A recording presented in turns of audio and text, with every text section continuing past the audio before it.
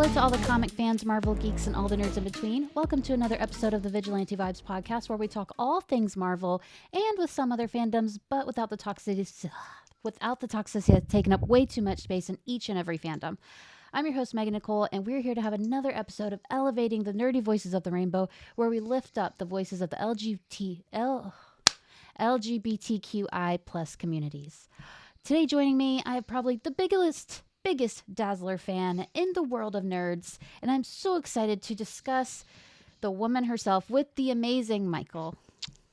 Thank you. Thank you for having me, Megan. Yeah, I'm very excited. And yes, I will say I'm a gigantic Dazzler fan, and I have been since I was a little kid in the 80s. So, absolutely. So, I'm happy I that love I'm still that. around and that she's still around. Yeah, I love that. I feel like Dazzler has always been so overlooked, underappreciated, and she's so much That's, fun. I don't yeah. get it. Yeah, yeah. I think it's a product of a few things. Of course, when she was introduced way back in the day, 1979, she was meant to be a multimedia, and you may get into this, so I don't want to spoiler alert, everybody. She was meant to be a multimedia, basically tool for Marvel and Casablanca Records, and having the films, and there was a movie script by Jim Shooter, but everything kept falling apart. So eventually she made it to the page, but she did not make it to the screen, and she did not make any kind of record deals. So by the time we got her, it was all about disco, and this was 1979 to 1980, and disco was on its way out. So immediately we had a little bit of a style issue. Now I still loved it. I thought it was fun, and I read it a little later because I was too young. I was, 0 to 1 years old then, to get her when she came out.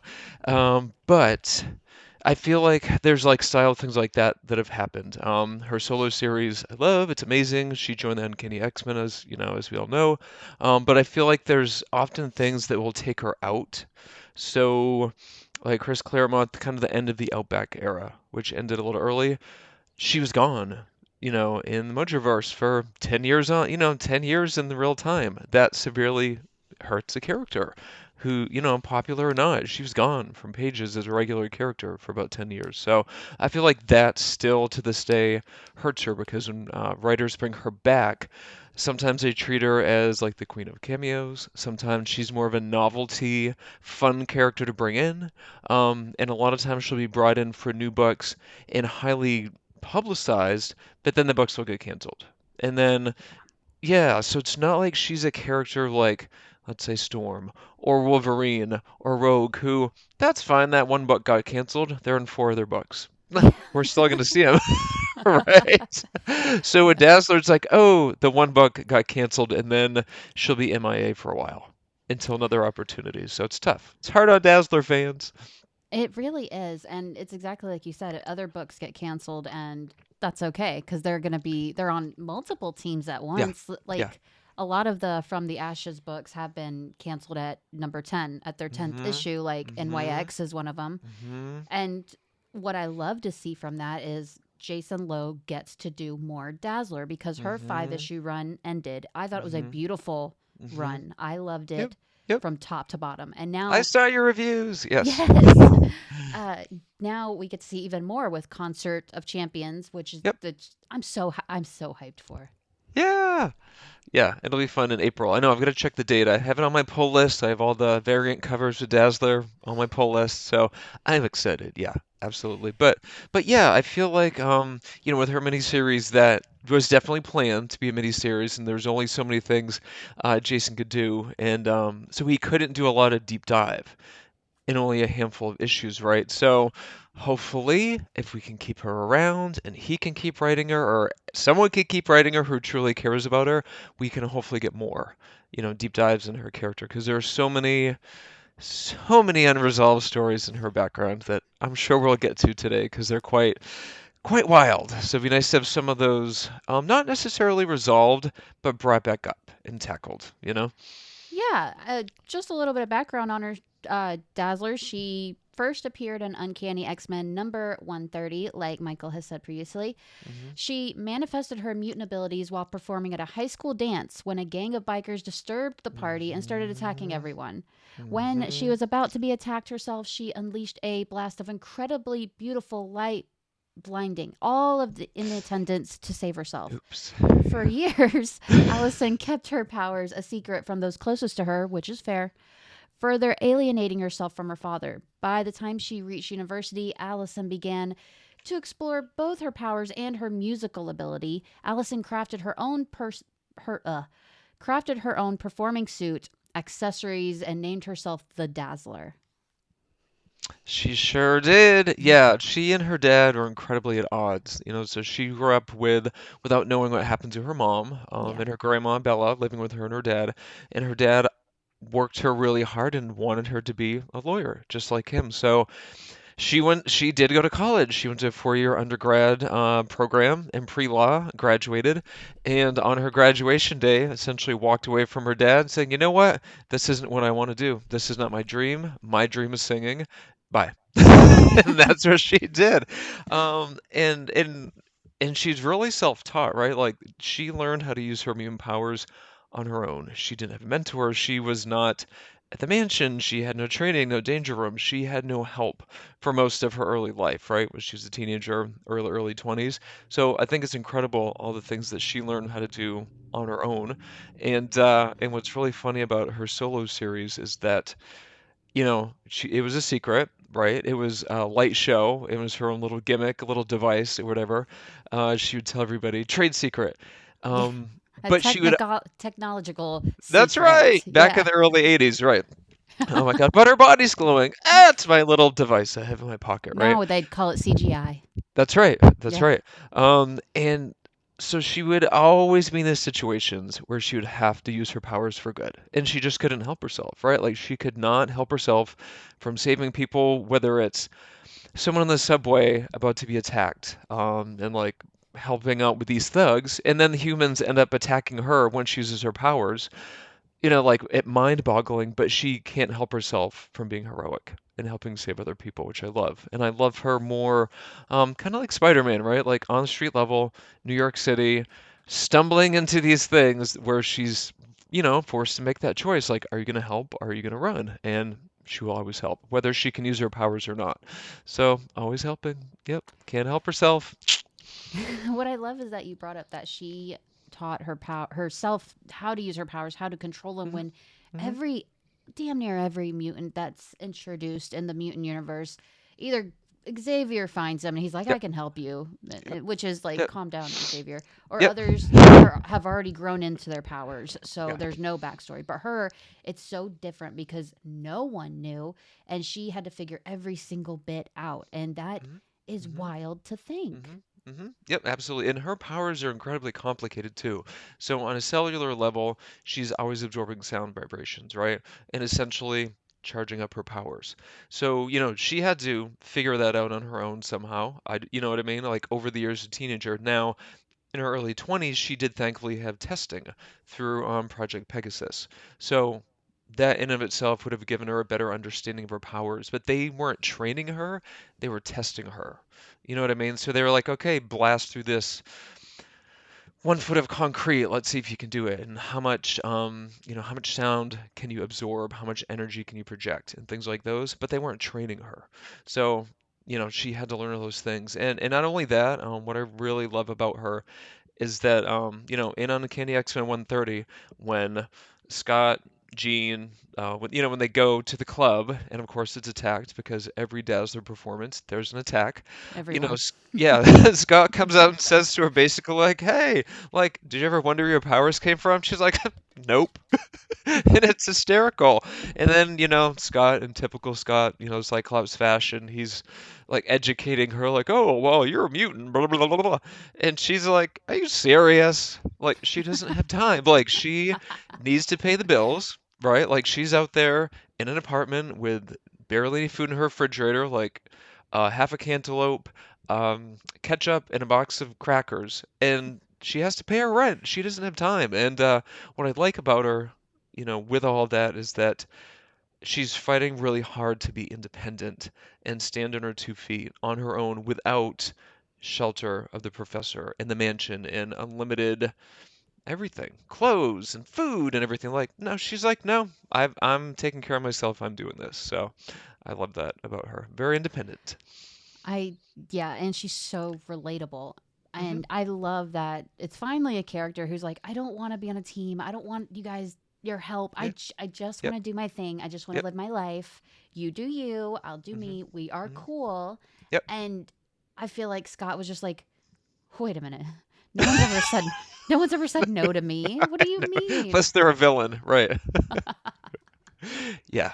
Yeah. I know, right? Because I mean, I feel like there were so many comics back in the day that it was either you're a good guy, in mutants especially, like you're a good guy, or you're an evil mutant, or then a little later you're a Morlock. Like that was kind of it. We didn't really have anyone that just wanted to be like, you know what? I want a different career. I don't want any of that. And then when the time comes, if you need me, maybe let me know, or maybe I'll reach out, and I'll be maybe saving the day here and there when things come up, without seeking it out. You know? Yeah. Like there really wasn't any that were just chilling. They're like, Yeah. yes, yeah, I have mutant powers, whatever. But like, I gotta be at work at like 4. Yeah. So That's right. Sorry. yeah, Yeah, I and we love had that many about her. days. Yeah, and you know, and as her solo series progressed, you it would be more drama, of course, and I loved the very relatable part about being in your early to mid-20s, all the dating mishaps. She was not great, and still isn't, about picking a good partner for her.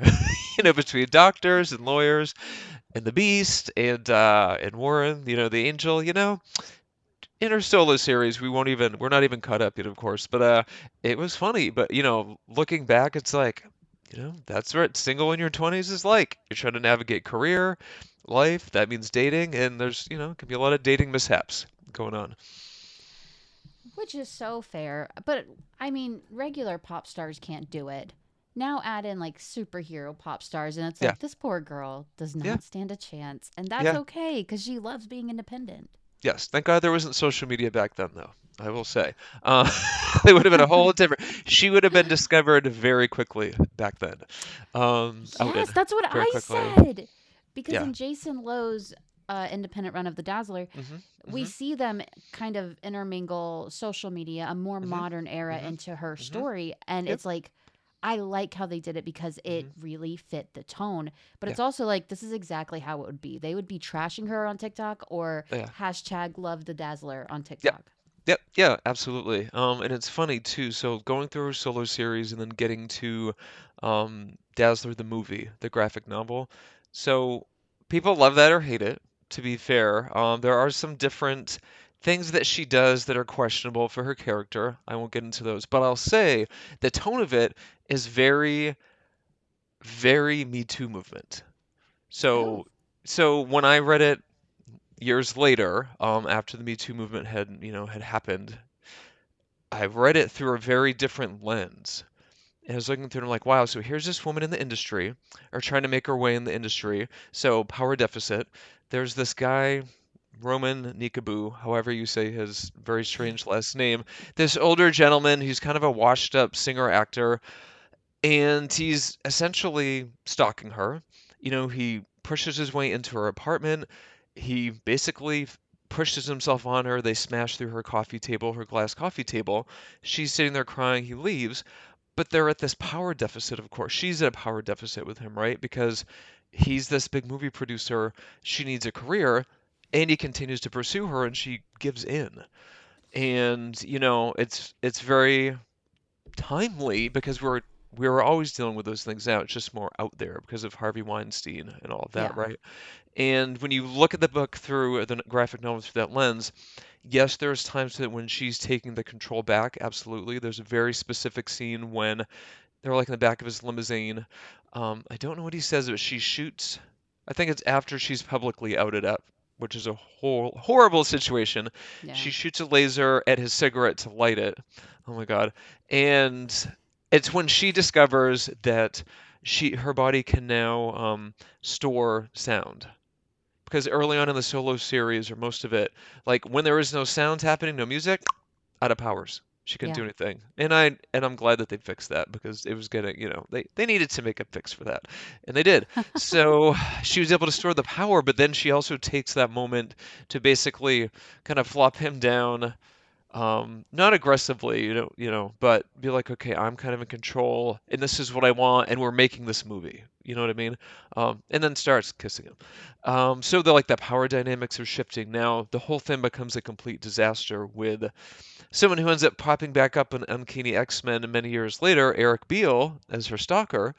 Um, but just it was very Me Too movement, and you could just see her so powerless for so much of that until she was able to take her power back. Even something as far as she recognized that she had lost like her fitness, her health. She had been working out, she was smoking cigarettes. She looks in the mirror and she's like, "Wow, I didn't used to be flabby there. Like what have I done to myself? What have I let these other people control and take out of my hands? This is me, this is my life, this is my body, this is my career, and I need to take this back." And something about her that it's funny that they did that because something about her, she was always big into exercise. She was an aerobics instructor as one of her side hustles while she's trying to get into the business. So it's just kind of funny when they would loop things back like that into it, but I felt like that was something that if that had come out now, could have been huge. So, but the 80s were a different time. The fact that it came out at all before the Yeah, Me Too movement, that's yeah, I yeah. love that. Like I said earlier, she's very relatable and these things happen in real life every day and it Mhm, should be mhm, shown in these mhm, comic book mhm. worlds because Yeah, we're supposed to be able to relate to them. absolutely. Yep. Yeah, and so, of course, because it was in the 80s, there's some, like I said, like some questionable things that happen in the book, like at the beginning, she meets this guy named Freddie well, after she's teaching aerobics. Actually, that's how the whole that's how Dazzler the movie opens, how Eric Beale finds her, and he comes on to her very sexually, but then Freddie is this guy or Fred, who she just meets, and she invites out to have a carrot juice, and they sit in his car, and she gives him a kiss, and I'm like, wait, what? What are you doing, Allison? What is going on here? But it was kind of a confidence builder for him. But it was wild. There were definitely some odd things in that.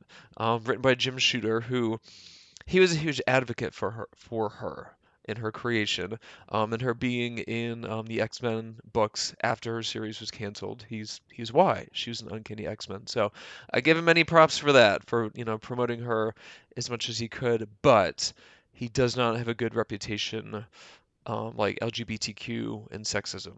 So if we look back, does Yeah. not have a good reputation, that guy. So It's so annoying when someone's like fighting the good fight and you're like, "Oh my god, you're actually a piece of crap though." Oh, I'm so conflicted. I know, but that's human nature, right? Like it's Yeah. just we're not good and bad. We're a mix of everything, and we don't, villains in this world. I almost said we, villains in this world. Like we're always, villains think that they're doing the right thing. I would say, right? Like I Mhm. wouldn't say the motivation of what we call a villain.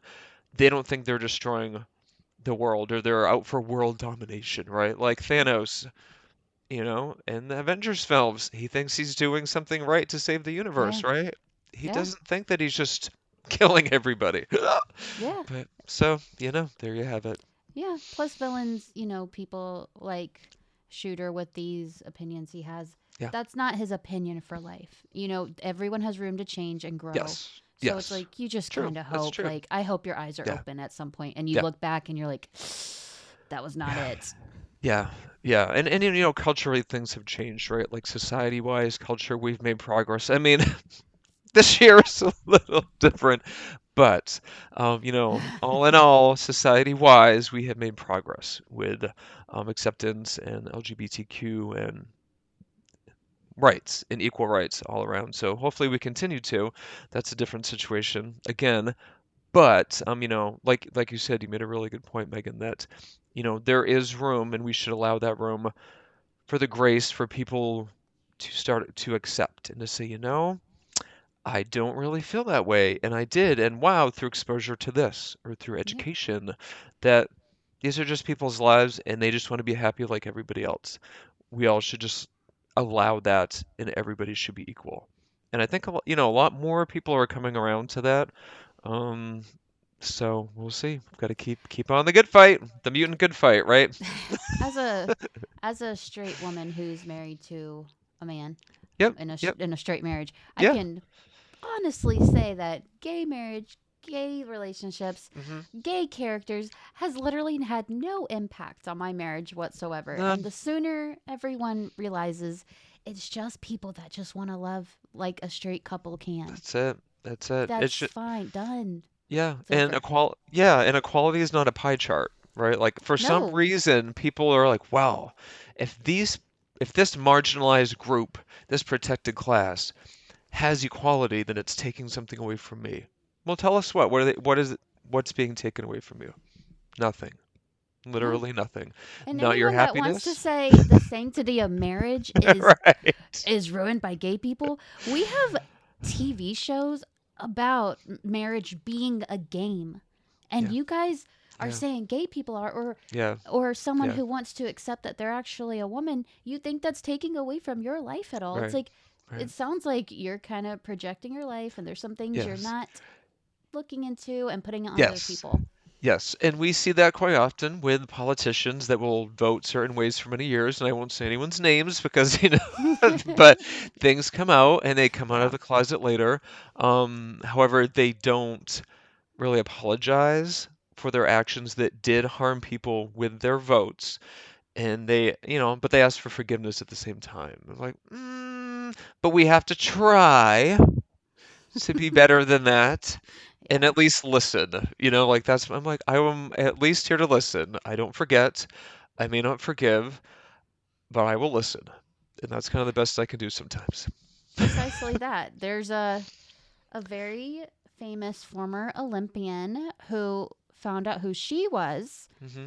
but at the same time as coming out and transitioning and forming what could have been a really beautiful life, she decided to go out and say she doesn't believe in gay marriage. And it's like, hang on. Yeah. And that, I, yes, I am more than willing to listen. I will Hmm. not forget what you've said, Yeah. but I will listen and I will observe to see where Yep. you're at now. But with that, it's like I'm not even of these communities, and I'm frustrated, Yeah. and I Sure. cannot Sure. imagine how you all of you feel because it's like this could have been a beautiful, beautiful step of representation. Yeah. The man of all mans, the Olympian, Yeah. found out. Well, came out and said, Yeah. "I have always been a woman." That could have been a Yeah. beautiful, Yeah. beautiful story. Yeah. Yeah. And unfortunately, I know who you're talking about. And this person is still, to me, on the wrong side of history and supporting the wrong people politically. And Yes, still yes, does when the person that this person supports said that they don't recognize this person's gender that they choose, and they yeah. still choose that person as the leader of the free world. So it's quite interesting how you agree with things that are against your best interests and your happiness. It's pretty wild.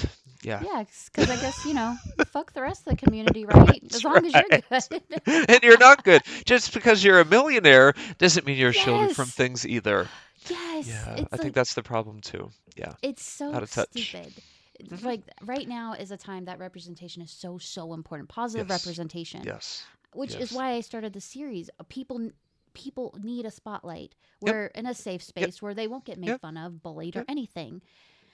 And it's wild to me that more people haven't taken that opportunity to do the same because Yeah. it's like we're allies. Hmm. We can't do Hmm. much except offer a Hmm. place and Yep, support. And it's just weird to me that that's not happening. yep. And come to Pride. The more the merrier, more numbers. Yes. Please.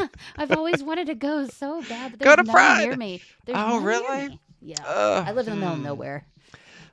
See, yeah, it's funny, we have more and more pop-ups. So I live in Maine. I live in West Okay. Gardner, Maine, which is about 15 minutes from the capital, from Augusta. So as time goes on, we used to have one Pride. We had Southern Maine Pride, is what it was called, and it was held in Portland, our biggest city, very progressive city in Southern Maine, right on the coast. And now we have all these other smaller prides that have popped up in different Aw. towns over the years that we have completely lost track of different prides. And where we live, we have a really cute town on the Kennebec River called Hollowell, and it's like a mini, just this cute riverfront town with all these little eclectic restaurants and bars and antique shops, and it's really cute. And they even have their own pride now, so we get to march in the parade, and there's everyone in the street, and it's just really cute. Yeah. Do you do your Dazzler? look when you go? That's a really good question. So all right, it's different every year. So we used to march in Portland Pride.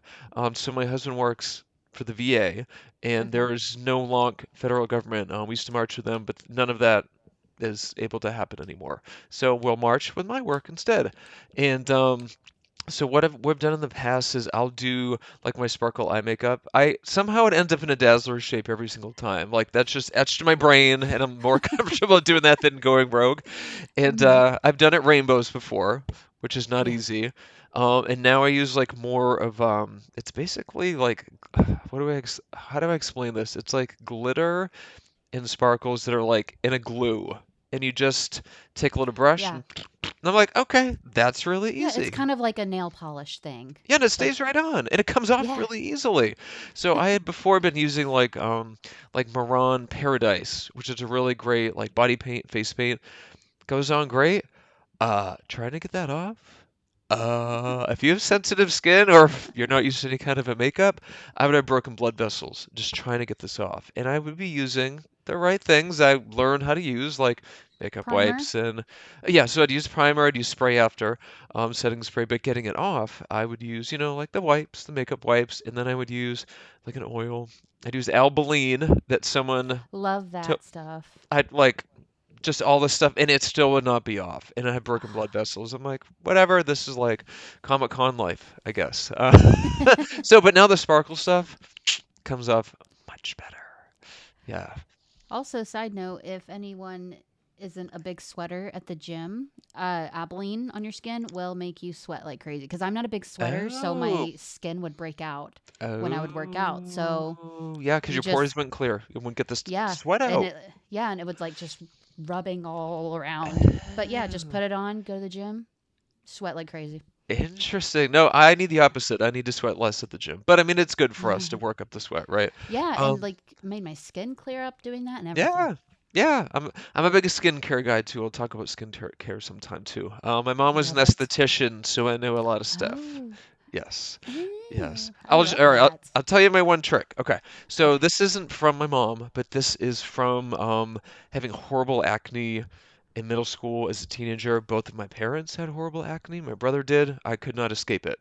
I've been using, and I still use it, low dose, so like 0.025% of what we called back in the day Retin-A. That was Hmm. prescription. Now it's called tretinoin. I think it's the generic.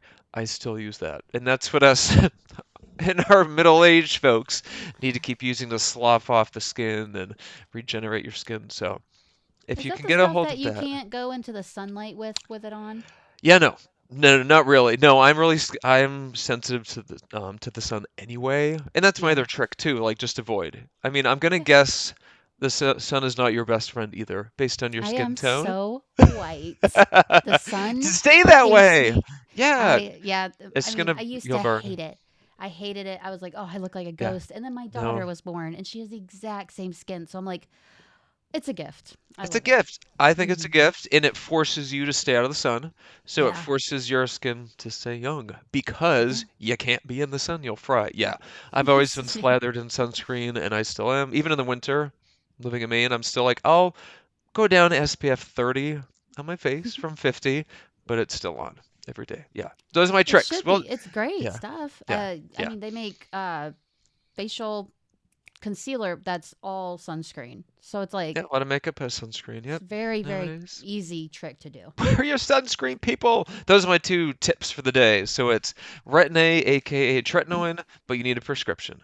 And if you're over age 27, your doctor has to write a special letter for your insurance to cover it. Otherwise, it's really, really, really expensive. But I've had acne my whole life. I don't now, but I can't say it's not because I don't use this. So I keep getting the prescription.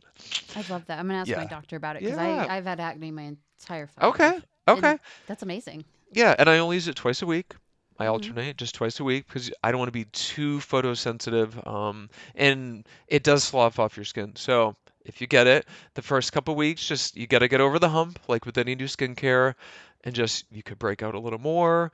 Your skin could kind of peel. No, Okay, not peel. Could flake a little bit if you're not Yeah. used to it, but you just got to get through that phase, and then you're like, oh, I should have been using this 20 years ago. Yes, Well, that's yes, perfect. yes. And if I were Dazzler, which I would love to have her powers because you could give yourself, photo facials, laser facials. You Yeah. could zap off brown spots, broken blood vessels. See? And that's why she looks so young. Yeah. And I feel like she's just always, I feel like she's a fun character, but she's a relatable character. She's a Yeah. carefree character, Yeah. but Yeah. she's so whimsical and just such a Yeah. lover of life. She just Yeah. wants to live. So it's Yeah. like, Absolutely. no matter how old that girl gets, she will always be young at heart. Yes, she will. And I think too, we should bring up a really fun plot point. Anyway, something Oh, that's technically it's resolved-ish, but not really. So, over the years in the comics, starting with New Excalibur. So, after she joined Uncanny X-Men, then she got trapped in the Mojoverse with Longshot. When she came back, she was in New Excalibur when she had like the chaps and the short pink hair. Chris Claremont wrote that. And she kept dying and coming back to life. It was never resolved on page. It happened again in A-Force, never resolved on page. And so this is a story. So this is a Chris Claremont comic convention story. So I wanted to know, this was years later, when to con, I had the first Dazzler action figure to give him, the disco, and I'm like, I'll just give it to him. And as a present, I thought it was cute. First time meeting him, the con was Super Mega Fest that's in Framingham, Massachusetts. And this was before cons, I don't know, like 8 years ago, before everything was pop culture. So this was before everything was 80s, basically, right? So cons were more just comics and comic characters. Like you didn't have all these other pop culture characters that caught on. But this was really like on trend. And so in his line, I just said, "Hey, I've got two questions for you." One of them was, why did you put Dazzler as a team member in Uncanny X-Men when she joined after Mutant Massacre? And he said, Jim Shooter. So in other words, he made him. He was his boss. He made him. yeah. Okay. And then my other question, was, oh, in New Excalibur, Dazzler kept dying and mysteriously coming back to life, and it was never resolved on page. And he sat back and he went like this, and he thought, and he goes, Roma in the Siege Perilous. And I said, what? He said, yeah. And I said, oh. I said, well, technically, none of the X-Men that died in the Outback era stayed dead for one reason or another. I'm like, oh, yeah, I guess that could make sense. But it never went to page. So I've been like telling people over the years a little bit, and they're like, oh, everyone's like, well, does that make sense? I don't know. It never happened, right? So it never happened on page. It's not canon. So finally, I know, you see, I'm like counting the years. I'm like, okay, what happened next? What happened Yeah. next? In Krakoa era, with the most recent gala that there was the massacre, Dazzler died. Nimrod killed her, like blown apart, like lost an arm, lost part of her body. Didn't regenerate from that situation, right? She didn't jump back up.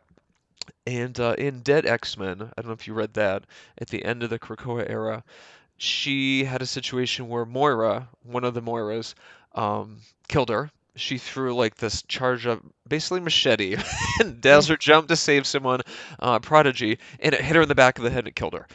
And she went down, and then like right when everything was falling apart and everyone's like, okay, this is over, Moira's gonna win. Dazzler, jumps up, does a finger cannon, blows Moira, like shoots her arm off, and blows up the machete, and she kind of figures out how it happened. She's like, so when Nimrod, like beats me to a pulp, game over. But flesh wound, yeah, I guess I can come back from that. And then she kind of is like, oh, well, there was so much noise from that jet up above. So I always thought, anyway, what would make the most sense for her being able to basically come back to life is that she's always being charged up. She's a battery, right? We know her on a cellular level, she's always absorbing sound. Always. Yeah. Always, always, always. So charge her up. Bring back her life force. Charging up her batteries. It's the easiest sense, makes the most sense with her powers. And even when we go back to, or we're going back to the Uncanny X-Men days, 217 and 218, when they were in Scotland, oh, sorry, Muir Island, Muir Isle, and she took on the Juggernaut by herself. which we should get into that story because it's a really good one. When she took on the Juggernaut herself, oh yeah, it'll be an easy takedown based on the files, whatever. She learned her lesson. He thought he killed her and buried her alive and in this huge rock pile. And did she really die though? Maybe she did die and charge herself back up through sound. Hmm, that could have That's been the like the first time it best. happened. That's like that's such a better scenario than the Siege Yeah, Perilous. yeah, yeah. It makes sense. Yeah, Yeah, because the Siege Perilous, it feels like it's kind of like the multiverse in the MCU. It kind of feels cheap to me. Like I understand it's the easy thing that got fix. Rogue to the Savage Lands. Yeah, Exactly. yeah, It's just a quick fix. yeah, But yours makes way more sense because that is such a big part of her that she is a battery. yeah. Like no sound, no powers. That makes the most Yep, sense. yep. And there's literally, throughout her comic history, there's been many scenes. I make it sound like a movie. Many panels, many pages, where she's literally said, "I need to absorb sound."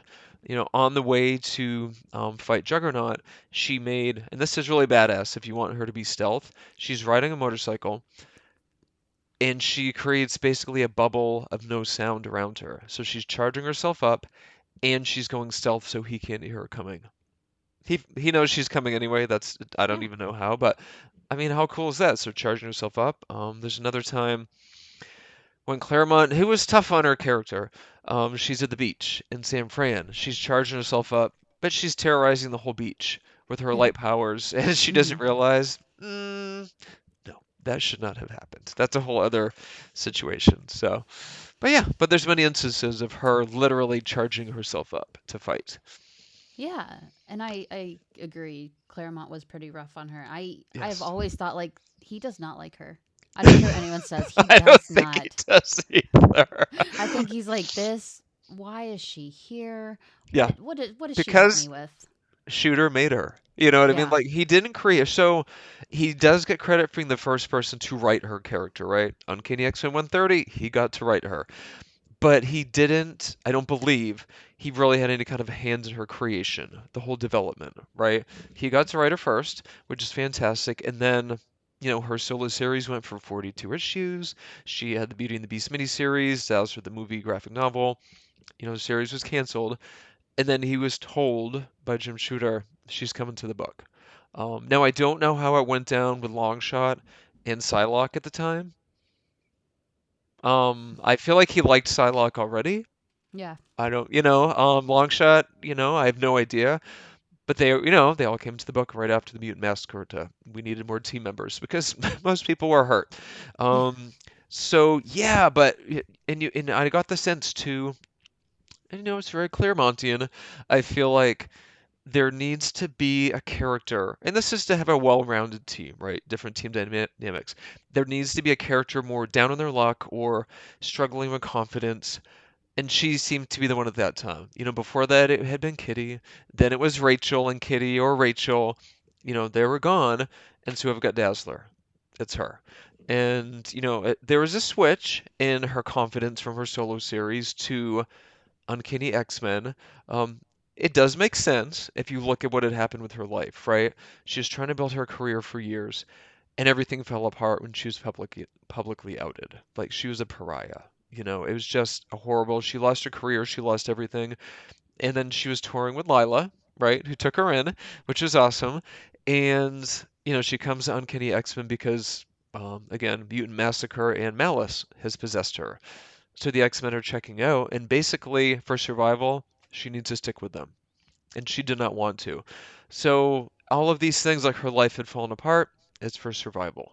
So I get that. I get that her confidence would have taken many, many kicks, many, many licks, and she's, slowly in the Outback era building her confidence. Sometimes she comes across as a diva. Once in a while, which I don't love. I'm like, she wouldn't do that. She wouldn't do that. And but it's for it seems to be for comical reasons at times too. You know what I mean? Yeah. I do really enjoy the Outback era, the camaraderie between her and the other very insecure member, Havoc. They get this fun Yeah. friends dynamic where like they're trying to outdo each other with practice all the time. Like he's blowing everything away and she's like, I've got more skills than that. And she's like, ticka, ticka, ticka, ticka, like with long shots blades instead of just blowing everything away. So they're really cute, like exercising together and training. So, but yeah, but I feel like by the time the Outback era was wrapping up, Siege Perilous, the last four X-Men alive, gone. Then we got her back for two issues, then gone again for a couple years, and just like we never had that traction again with her. Still to this day. Really? So it's Yeah. it's hard on Dazzler fans. We've learned to be resilient like she is. She's always resilient. So I've learned that. I'm like, she'll be back. It could be a couple years. We may only have cameos, but we will get a writer or an editor or someone who maybe will come to Marvel, be like, you know what? I love her and I want to find a place for her. And no one's using her. They're going to snatch her up and use her. And that happens. And then Marvel makes a big deal about it, right? They'll always make a big deal like Dazzler's back. Like Yeah. we could have had her the whole time. Come on. So, I you do know, think they're kind of having her kind of on reserve for when they have a live action Dazzler. I feel like Jason Lowe's, I loved everything he did, but I think it was timed poorly. It should have been playing off before, it should have came off before Deadpool and Wolverine. yeah, So it played off the yeah, Taylor Swift yeah. phenomena that was That was going on. crazy. That was really crazy. And it's funny. So I've met him at New York City Comic Con, and then I did like a podcast with him, and he said, in an interviews he said this too publicly that he didn't know while they were making the book if that was happening or happened or not. He told me that too. Yeah, I so he didn't had even no idea. know. No, he Yeah. didn't know. I was, Um, because I said, like, would you want to see Taylor Swift? He's like, I didn't know that he didn't was know. like a thing until like I was good. Yeah, And he's like, yeah, but yeah, I'd like her to do it. Then he kind of like started singing the yep, Dazzler yep, songs. And it was like, yep, he yep. talked me into wanting Yeah, Taylor Swift to play yeah, Dazzler. yeah. Would you like to hear my opinions and all the casting rumors and everything? So, Yes. the good news is I'm not super tough on casting. You would think this is my favorite character. I've got these people that I have to have, and these other people are no. I'm not that tough on it. I kind of roll with it. If I could pick, and I think you know my pick, if I could pick, I don't care about age. I don't care about anything. I would really, in my heart, like Kylie Minogue to be our live Yes. action Dazzler. She really is her. I mean, most people Yes. would agree. She is just like even her career, the ups and downs of her career. She's had cancer. She's been through a lot. The critics were really tough on her at the beginning of her career too, and she's a legend now. She's an icon. She has a world tour right now. It's just an amazing to see her ups and downs and her ups in the last few years, and she just keeps on going. She's incredibly resilient. I'm like, this woman is the real life Dazzler. She really is, and she's fun. And I have been to her Vegas residency twice. Whew, it wasn't cheap, but it was worth it. And we'll be going in April. She'll be in Boston, and I can honestly say, going to her show, um, it's just magic. Like she is magical. Like you're just Aw. immediately happy, everybody's up on their feet, and you just start making friends with everybody around you. Like, and you're like, oh, is this your Aw. first Kylie concert? Is this your first? And like that's what I feel like a Dazzler concert and experience would be like. So love her. She's my number one pick, but I know she's 56, and I know they may want to start younger. I mean, she looks like she's probably 30. So I mean, Oh, but 100%. yeah, yeah, but I know, they contract these actors for 10 years. Yeah. So I get it, the 10-year contract. So it's funny. So when all the Taylor Swift, rumors started, I'm like, okay, so me personally, I'm like, no. And at first, that was really a hard no. I'm like, no, she's like personality wise and voice wise, and everything is not what I picture, like confidence wise, and she's not what I envision my Dazzler in my heart to be.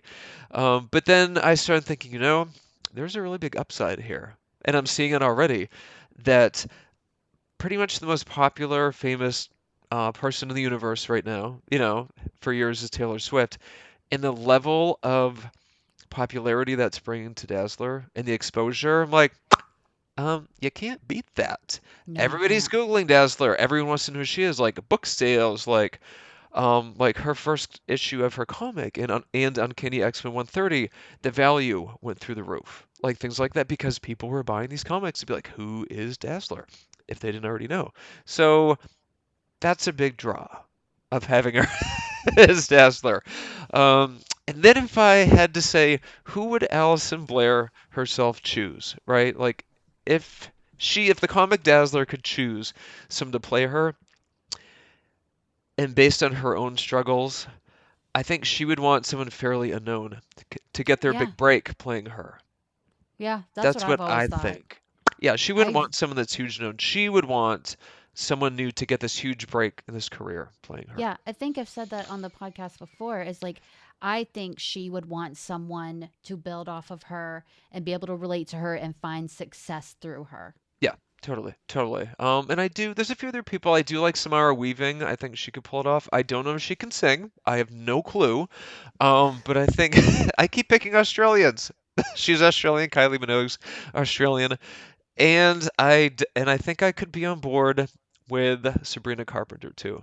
She's so cute and she's so She's so happy. cute and her She's so stage cute. presence. Oh, Yeah. She's happy, but she's got that little edge to her. Like she's got yeah. that little sass. She's got that little like, I'm not gonna put up with this.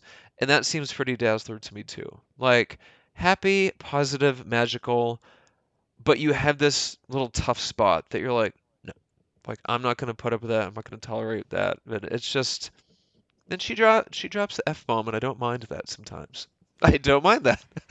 She seems like someone that plays to her own rules, but while playing to those rules, she knows, but this isn't for me. This is for my fans. And I Yeah. think that's very, very Dazzler esque. Yeah, yeah. And I think too, she's young, but she may also be too big, right? Like if we want to go with someone who's not as known, but she's really cute and she would help, like with exposure as well.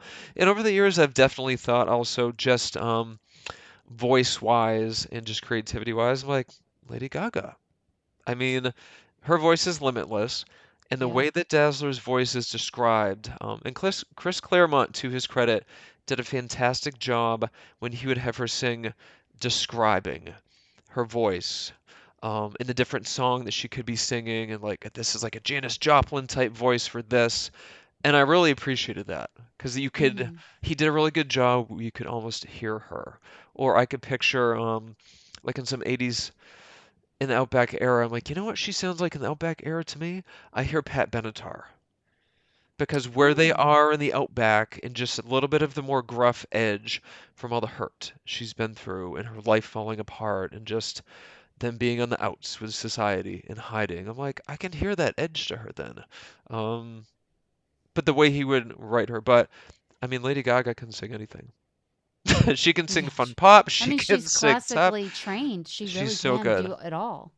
She's so good. So, and Dazzler's had her times where she's had very dark periods too, where so the whole situation where she was set up to be an agent of Shield as a mutant liaison. Oh wait, Mystique took her out on her first day of work, and that whole horrifically bad situation where again she's set up for something great and then something horrific happens. Not a cancellation of a book. That would have probably been a better scenario Yeah. than all this trauma. Hey, little puppies! I have dogs running in saying hi. Hey, Jolene.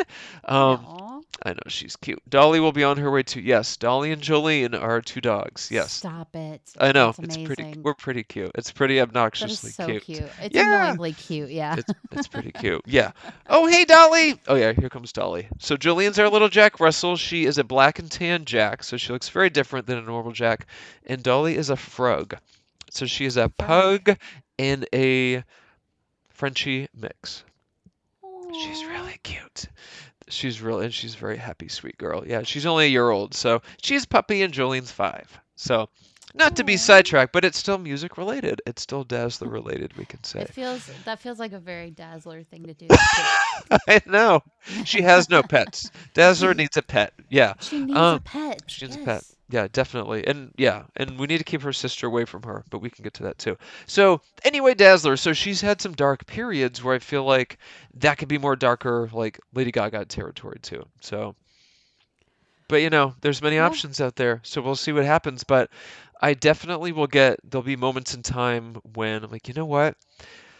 in the last couple of years, I feel like now's the time to strike. Like a multimedia Marvel singer, actress, selling comics, selling digital media, having concerts. I mean, Marvel, what are you sleeping on? Like it's such an easy It's so go. easy and Cash such an cow, easy easy. crossover thing because if you I look know. in, like, take the green drink, the one that gives the Incredible Hulk, the blood was in it, he drank it, whatever. Oh yeah. It's been in so many different things. Like, it was just in Daredevil Born Again. It was in Yep. X-Men Yep. 97. It is Yep. Stan Lee did a cameo Yeah. with it. And it's like, Yeah. imagine what you could do with a pop star playing her song in the background.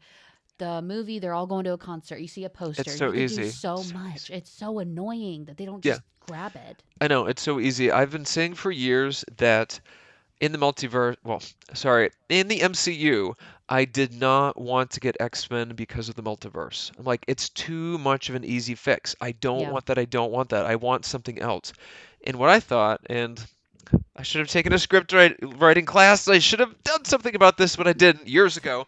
Was so we know that in the 80s there was all the anti-mutant hysteria in comics, and one of the biggest reasons that exploded, and this was all through the X-Men comics, was Dazzler the movie when she was publicly outed.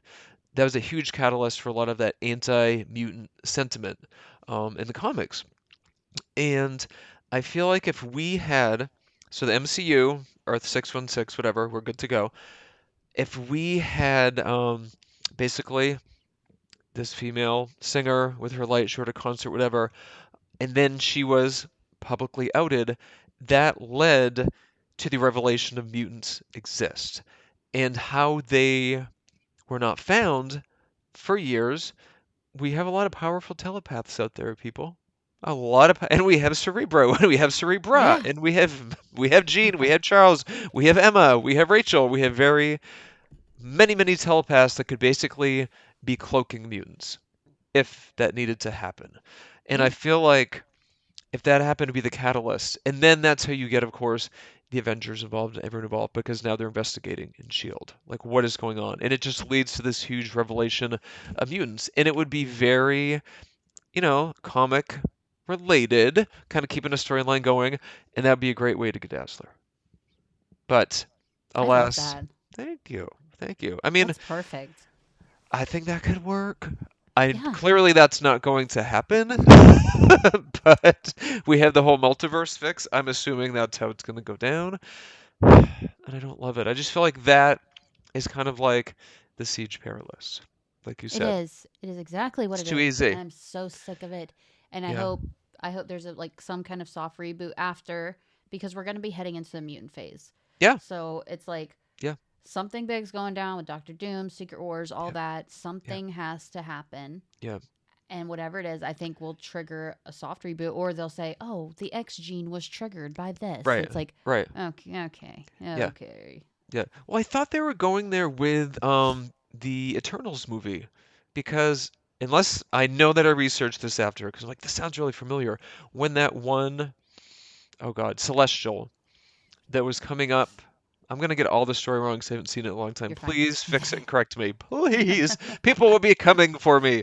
Um, I'll be canceled because I No, got it my wrong. my listeners are amazing. You are Like I'm totally fine. trying to remember because I haven't seen it for a It's while. a lot. It's a lot. I can't remember the Celestials' names to save my damn life. Yeah. So So the celestial that was like coming up and the Earth was going to be destroyed, I believe is the plot, and they needed to stop it from happening, I think.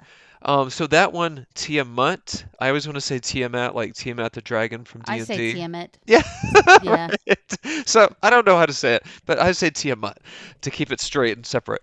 So when that all settled down, I believe in the comics, and I think it was the Utopia era for the X-Men, which I actually liked the Utopia era, because we got Dazzler back too, whole other situation.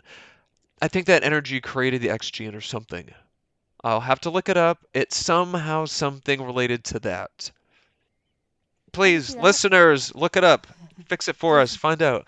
So yes. Let there's us know in something the with that. comments because I want to know now because I haven't read too much Eternals comics, to be No, I honest with never you. did. I Yeah. honestly never did. So the movie was fun for me. I only knew about the Yeah. Eternals that had crossed over into Avengers like in the 80s and 90s. You know what I mean? So I'm like, Yeah. oh, it's Cersei. Oh, characters like that.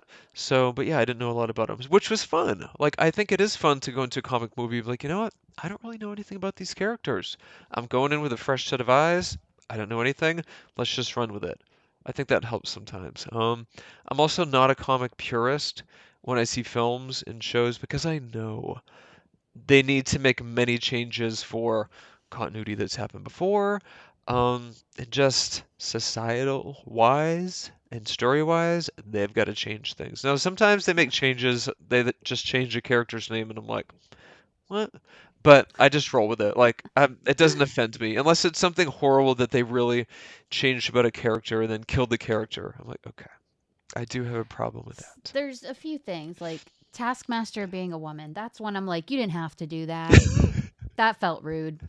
That was very rude of you. But then there's other things that like they do keep so comic accurate, and you're like, Yep. that's just enough. Like with Daredevil Born Yeah. Again, the stuff that they're doing in there, it's like with White Tiger. I'm like, you know what? You guys kept that completely common accurate, and Yep. I really appreciate that Yep. because that Yep. is the first Latino superhero, Yep. and that needed Yep. that. But other Yep. things, it's like it's based on the comics. It's Yeah. not. It's not pulling from the comic. It's just Yeah. loosely based. Inspired by the Yeah, storyline and exactly. yeah, and speaking of which, not only am I a huge Dazzler fan, I've been like an X-Men fan since I was a little kid. And it all started, and this is very current to what's happening right now, hopefully. My intro to the X-Men mutant world was Spider-Man and His Amazing Friends cartoon with Iceman and I love that. Firestar. I And that love was for a that. lot of us of my generation. It definitely was. Because, if we weren't reading comics, right? So we saw the Saturday morning cartoon. We had Iceman and Firestar, who's created, of course, for Spider-Man and his amazing friends. And who didn't love Iceman and Firestar? We all did. Yeah. Firestar especially. I Uh mean, huh. and we could go on to say they are the original Marvel thruple. If you watch that 100%. cartoon, if you go back and look at that cartoon, there is a lot going on there. They're living together. I think there was only two beds. I'll have to go back and look. And there was a lot of smooching going on between Firestar and Ice and, all three. Well, not the men. We didn't see that on screen back then. Jim Shooter and Marvel would not have allowed that. So, but anyway, so that was my intro to the X-Men world. So, you know, now, we have this casting for Spider-Man 4 with Sadie Sink, and some of us are really hoping it's Firestar. It's Like, totally Firestorm. I really hope it is. I Yeah. feel like she's perfect for her too. Not just because she has red hair and everyone's like, oh, she has red hair, it has to be But she's Firestar MJ. feisty. She has range. She She's can pull off anything. Yeah, and she's got the right mix because the comic, so it's funny, there's differences between cartoon and comic Firestar. So, cartoon Firestar, power is literally fire. Okay. She was more confident, but we got her a little later too. We got her in college, right? We didn't get her in college in the comic world until after the New Warriors, after the 90s. So much later. She was a teen in the New Warriors, and she was 12 or 13 when we met her. So we had her later when we first got her, if that makes any sense, and different powers. So going to the comic world, and to be fair, we did get her a Firestar is Born episode written by Christy Marks, who created Gem and the Holograms. Okay, which is why that episode's amazing. But in her origin story, even in the cartoon, she was very shy, and she was picked on. And her dad worked a very blue collar job. They were very poor. The kids picked on her because of that. And flip to the comic world, same situation. She's, single dad. They moved around a lot because he worked construction, and he worked construction in the comics too. They kept a lot of her origin. She was very shy, picked on girl. And then, of course, dealing with, a mutant. Her powers erupting with her microwave radiation powers, so very different than Firestar, fire powers. And, all the trauma with Emma Frost, the White Queen, taking her to Massachusetts Academy to train her to be an assassin to kill the Black Queen, all this crazy stuff, and then eventually becoming a new warrior in her teenage years. She has that mix, right? So Firestar, even now, has that mix of the shy, reserved, not always the one to speak up in a situation, kind of lets others. But if someone hurts someone that she loves, if someone pushes a boundary or is doing something bad, she's not going to stand for that. She may blow a fuse and jump in a little too early, jump to action, right? And I can totally see that. Like what I've seen from Sadie Singh's acting in Stranger Things is she can really do that internalized hurt and trauma and shyness, and then slowly breaking out of that in this real tough, maturity as well. She can really pull that out.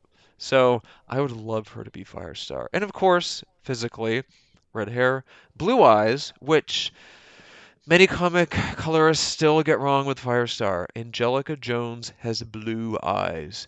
They're not green. She's not Jean. She is not Rachel. They're blue. People, get it straight. Ugh, that irks me. That irks me, people. So I think she can really do it. And when you go back and you look at like the trading cards, when you go back and look at Marvel Fanfare, or what was that one that had all the descriptions and the write-ups and the stats on people? Why can I not get that right? It Yeah, wasn't Marvel, it but was Marvel. Oh God, there's a Marvel Dictionary, or Thesaurus, or whatever. something like that. I can't remember the name. They had all the issues. I've collected them. It's now an omnibus. But Marvel's Greatest Comics. I It don't does. remember. I don't remember what I it's don't called. remember either. Oh There's my been quite God. a few different things like that Yes. though. But those would always give her height as like either 5'1" or 2. Sadie Sink, Okay. clearly, I believe that that's around her height. She does not seem like she's tall. So I'm like, these are all aligning. I think this could work. But yeah, I really hope that we get an Amazing Friends movie because A, we'll get some mutants sneaking in, some more mutants, right? Iceman and Firestar. And shouldn't we be going to the college years now in Spider-Man movies? And he Absolutely. doesn't, yeah, I mean, hello. He's been in high school for a long time and his whole world has changed. Nobody knows him, right? Nobody knows Peter Parker as Spider-Man. So Yep. he needs new friends. He needs new amazing friends. I said it. So I hope that happens. Well, she is 5'3", and for Oh, those close. who, Okay. I know, right? And for those who have only seen her in Stranger Things, definitely check out The Whale with Brendan Okay. Fraser because, Okay. like, holy crap, Good. She's good in that too. she Okay. can act like no one's business. Okay, good. I'll have to check that out. I have not seen that. I remember when that came out. I remember it was great for his career, a big resurgence. Someone gave him a Yeah, chance, and he hadn't been given a chance in a long time. So, yeah, all right, I'll have to check that out. yeah. I will say I don't cry during like anything, like TV shows, nothing. Like No, remember episode 5 of X-Men 97, no tears. But I no will say that tears? one almost got me. Oh It is a no. good movie. Okay, I'll add it to the list. So actually, since you brought up X-Men 97, let's talk about the treatment of Dazzler in that. I knew that So, was coming. I knew it. not cool. So, No. in the original X-Men cartoon, so she wasn't treated well in that either. They did debut her like they did in the comics. Right? I keep going like this because I have my omnibus out. Like I'll just show everybody. Here it is. Ta-da! This gigantic. That's Look how amazing. thick this is. Oh my If you fall god. asleep in bed with this, you're dead. You killed yourself. It is so heavy. It's huge. But look how thick that is. It's huge. Let me go. The light's shining on it. Ah, That's there we go. But anywho, beautiful. yeah, it is beautiful. And I did buy them both. I bought both covers because I really. Let me see if it's underneath. Oh, okay, I can show you. This is a nice little surprise as I rip the dust cover. Whew. So if you look under here, oh no, the light's getting it. There we go. We've got her blue Outback costume with red headband Oh, I from love issue that. 38, the debut. Oh, you can see it better there. Oh, that's perfect. There she is. So I like that we get a little, because I feel like to me that was that costume I got to know her in. I first saw her in Uncanny X-Men issue 223, a filler issue in between, um, what was it, the Mutant Massacre and Fall of the Mutants. So something like that. It was a filler. They had fought the Marauders in San Fran, and they were training. They were in Alcatraz. And I just saw her training, and I fell in love with her. In that costume with the red headband flying in the air, and just training with Longshot, and then her having a little mishap where she almost died. His blades almost killed her, and Rogue saved her. I'm like, you know what? She's pretty cool. She has a little mishap. She's not this perfect superhero. So I liked her immediately. But X-Men Hmm. 97. All right, so They debuted her. All of her coloring was messed up. She had green eyes, dark red hair, not strawberry blonde, and her voice was very flinty. And she was just coming on to Cyclops. Like that was her. That's what she did. And she Her died. motivation. Yeah, and then 97 she died. Yeah, so yeah, not okay. We saw her a few times. She got to perform on stage. She didn't sing. She never spoke. She just kind of floated up there with a light show. And then she died at the gala. And we saw her not only dead once, we saw her dead twice. We saw her next to Shaw with blood out her mouth, dead, but like on a stretcher potentially. And then we saw her 2 episodes later when Jean was feeling the psychic energy left behind. We see Dazzler smashed to the ground. So I Not actually have a okay. theory about Okay. this. I think she's Okay. going to come back I hope so. because we saw Apocalypse looking, he was Yes. kind of shopping for his horsemen. I Yes. think the way they had her look, I think that'll 100% change into what we're more Hmm. knowing of her when she becomes a Hmm. horseman. I think it'll be her, Hmm. Gambit, Hmm. Madeline Pryor, and Sebastian Shaw. Ooh, that's a good theory I never thought of. I never thought of that. But I did think that so here's 2 things, right? So the first season they had consequences, right? We had people die. And we do have to in some way ensure that there are some still lifelong consequences for the characters, right? You can't always go back and fix everything, bring everybody back. But it's Dazzler. And then things were really taking off from her social media wise because all the Taylor Swift rumors and everything. I'm like, what really bad timing of that to Yeah. happen in the show that had a lot of viewers. So, what would my fix be? So, well, one little Easter egg, actually not in the show, but in the Lego X Mansion, is that on the back of it, I didn't buy it. I'm like, this is too much money. I need to draw the line Yeah. somewhere.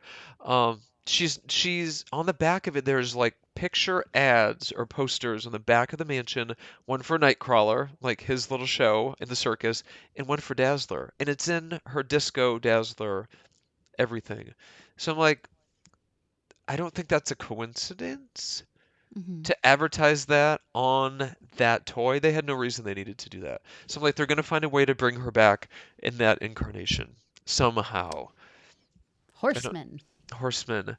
And the other thing, maybe in Rachel's timeline, because there are Mm. lots of people standing around here, her. Maybe one of those could be Dazzler. I don't I like know. that a We'll lot. I find like that a out. lot. And I love that we finally see Rachel as Mother Ascani. And who's doing her And voice work? I'm very excited for Gates McFadden from Star Trek The Next Generation to be voicing her.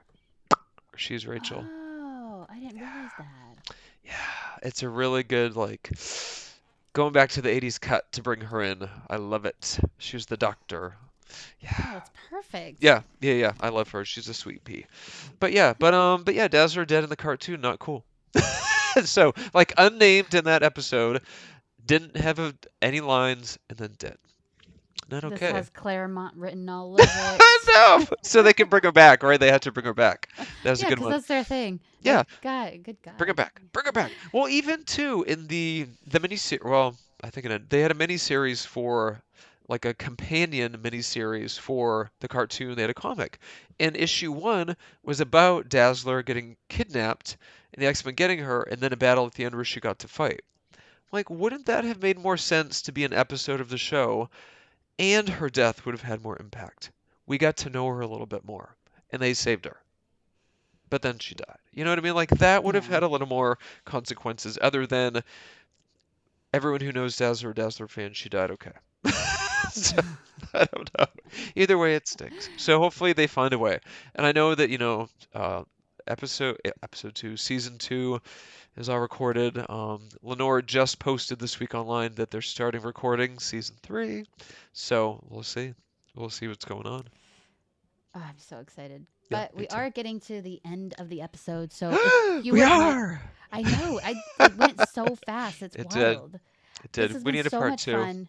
Yes, you're invited back anytime. And if there's any Dazzler news, I need you back because I need your Yeah. excitement. Yeah, absolutely. Things keep Yeah. happening. I mean, we keep Yeah. getting new things. So after, and I always want to say, Um, so Concert of Champions, I got it right this time. Usually I say, what's the other line that keeps happening?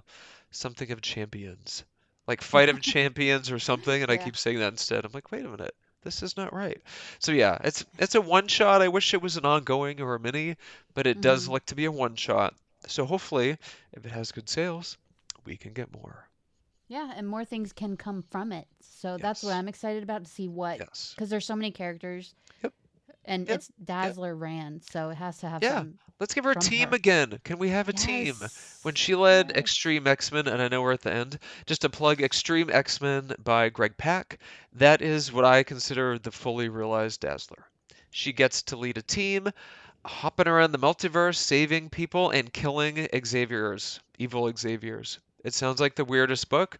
It is the weirdest I'm book, so into that. and it is incredible. And you get to deal with all the levels of her being cool, being musical, using her powers in really cool ways. She can echolocate people. Just so you know, Oh, she can oh, use photoelectric noise to be invisible to sentinels. I mean, come oh, yeah. on, I people. didn't know. Yeah, My so gosh. many cool things. And of Yeah. course the solid light constructs. She can do that too. She can make complete duplicates of herself. I mean, come Yeah. on. She can do so much aside from lasers, light shows, and photons. So She's read. almost overpowered, honestly, and I don't know She why they're sleeping on her. is.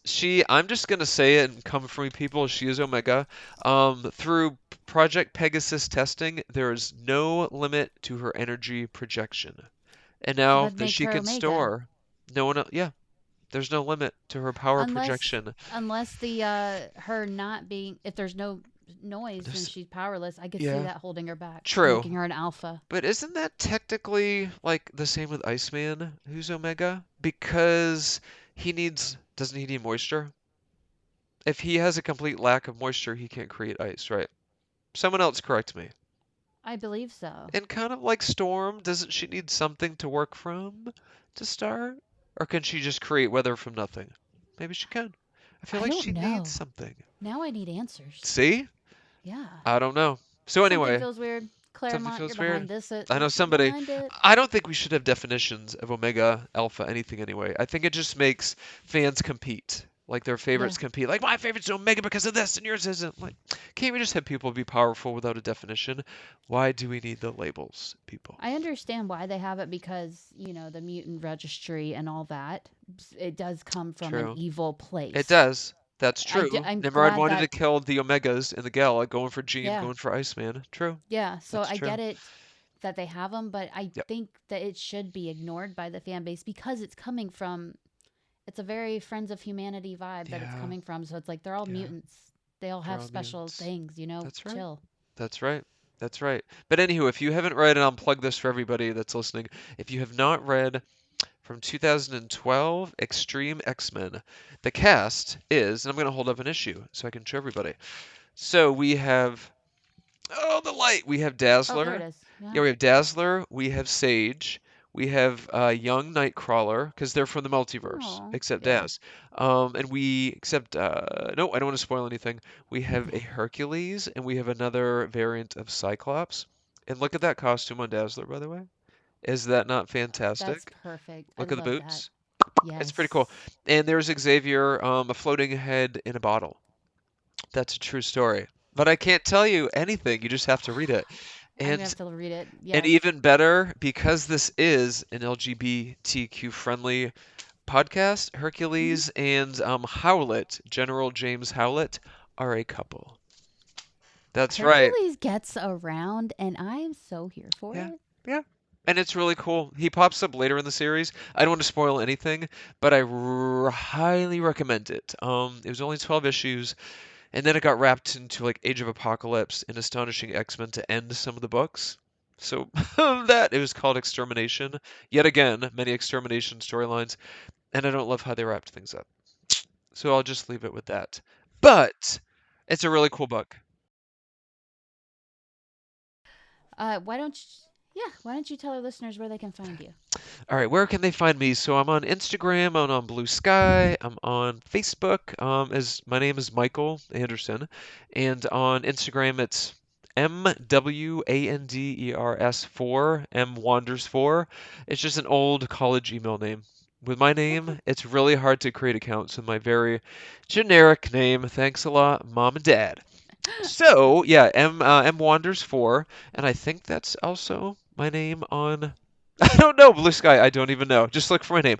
But I do admin a very fun, very positive group on Facebook called Age of Dazzler. So this has been around for over 7 years. I didn't create it technically, our friends did, but they dumped me in as admin immediately and said, you need to run this group. I knew nothing about Facebook groups, literally nothing, so I had a lot of help getting this going. We have a couple more admin, and I will say, we have been, and this is a quote, that this group is the most positive place on the internet. I'm in the That's group, and I it. will say, like, you don't see X-Men centered groups positive whatsoever, but this group, I love this group. I love how Thank everyone is you. just there to love a character. And it's hard, and it's funny because I've found that most one character groups end up being photo dumps. Is kind of what Yes. they end up being, right? And Yeah. it'll be repeat photo dumps from new members that don't know that this was posted 2 years ago, whatever.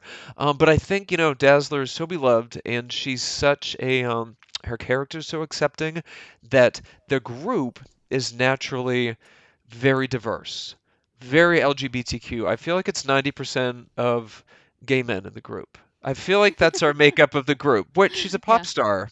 It happens, right? It happens in the real world with our pop stars too. So, but no, I'm exaggerating a bit. But it just lends itself to very creative people because we have that music aspect of the character too, right? We have Yes. that very, we have that artistic aspect. So we get a lot of creativity that way. We have a lot of artists, we have a lot of writers in the group, A lot and of it's just cosplay. awesome.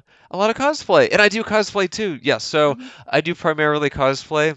You guessed it, as Dazzler, doing some gender bend out there in the universe before I knew it had a name called gender bend. I didn't know. So yeah, I do a lot of her costumes around. And when I get to cons, I try my best to host an Age of Dazzler happy hour.